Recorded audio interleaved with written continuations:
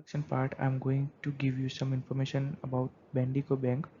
The safety of financial institution is crucial in world where electronic transactions are more prevalent and secure. Bendigo Bank, an Australian financial institution that was recently the target of an unauthorized network access intended to steal the financial information, will be the target of this investigation. These investigations objects are to provide a thorough study of the incident's effect on a bank and its client, as well as to make the recommendation for immediate security measure improvement. Through our inquiry, we hope to contribute to the greater discussion on banking and financial institution cybersecurity, as well as the measure that may be taken to reduce the risk of involved. Slide number 3, we are going to discuss about compromised data and vulnerability. The analysis found that hackers specifically targeted database containing clients' identities, accounts, and transaction histories. Additionally, they made an effort to access places that were encrypted and held more sensitive data like passwords and PIN numbers, point of entries, and ex- exploiting. So in the vulnerabilities, an employee opened a phishing mail which caused malware to download and provide an entrance point for hackers. This suggested that both technology and human errors are possible. The malwares took use of well-known operating system security flaws that had not been promptly patched. We are going to discuss about hackers method and bank reactions. Hacker used advanced persistent threat techniques, which is known as APT, which demonstrate their level of sophistication. They use subtle technique to avoid detection, such as a simulation normal network traffic and retrieve data through encrypted channel. So this is the reaction of a bank. Bendigo Bank quickly shut down the compromised system after being informed and started the process of changing all customers' password. Additionally, they initiated the internal investigation and altered the policy. The time it took to find and stop the unauthorized access allowed the hackers to move freely over the internet. At number 5, the data indicates a number of problems on the part of Bendigo Bank. Human error increased technological weakness, and the bank's response was less than ideal.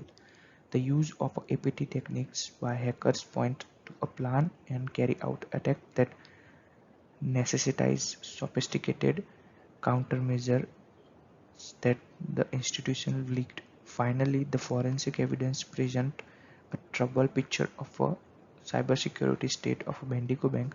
In order to defend against future cyber attacks, it is crucial to address both technological and human vulnerabilities right away.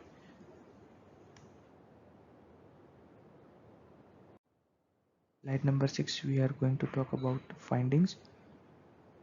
First, we're going to talk about human errors.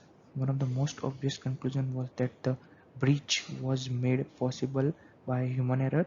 The entrance point for infection was an employee's decision to open a phishing mail, underscoring the need for staff to be more knowledgeable about cybersecurity. Second thing, we're going to talk about older operating system. The servers were used old operating systems with non-security flaws, which made it simpler for hackers to take advantage of them. This suggests a lack of consistent system maintenance and updates. The last one we're gonna talk about advanced persistent threat (APT) technique were used by hackers, demonstrating their high levels of planning and expertise. This shows that the organized cyber crime gang, not just lone hackers, are targeting the bank.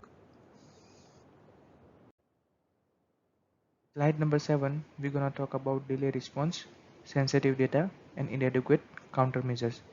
So in delay response, the bank's intrusion detection system flagged unauthorized activity but was not responding quickly enough to prevent data from being compromised. This raised questions about the effectiveness of bank incident response. processes and sensitive data. Hackers targeted databases contain sensitive financial data about customers, including attempting to access encrypted portions. This jeopardized not only the financial assets but also the personal information of the bank's customer. Inadequate countermeasures. Despite being a financial institute with a large customer base, the bank lacks advanced and countermeasures to deal with the sophisticated cyber attacks that expose vulnerabilities in cybersecurity infrastructure. In conclusion, an investigation into unauthorized access to Bendigo Bank's network revealed a range of human judgment and technical security breaches, from the first point of entry via email, which was phishing, to its use outdated servers. The bank's security measures were considered very inadequate. The application of advanced hacking methods increased the need for immediate actions. The bank's slow response exacerbated the problems and made the customer's vulnerable information is at high risk. This incident is wake-up call to Bendigo Bank to urgently update its security protocols to protect against future security threats. Slide number 9, we're going to talk about some of the recommendations that may bank can use. First, professional trainings. Conduct regular cybersecurity awareness training for all employees. Identify phishing attempts and other social engineering techniques. Fake scam can be particularly effective. Second, system update. Make sure all servers and networks devices are running the latest version of the operating system and software. Regularly update and patch the system to fix known vulnerabilities. Third, advanced intrusion detection.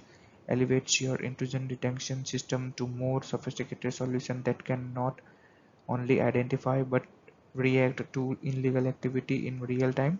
Fourth one, multi-factor authentication. Configures multi-factor authentication for all customers and employees to add an extra layer of security to the sign-in process.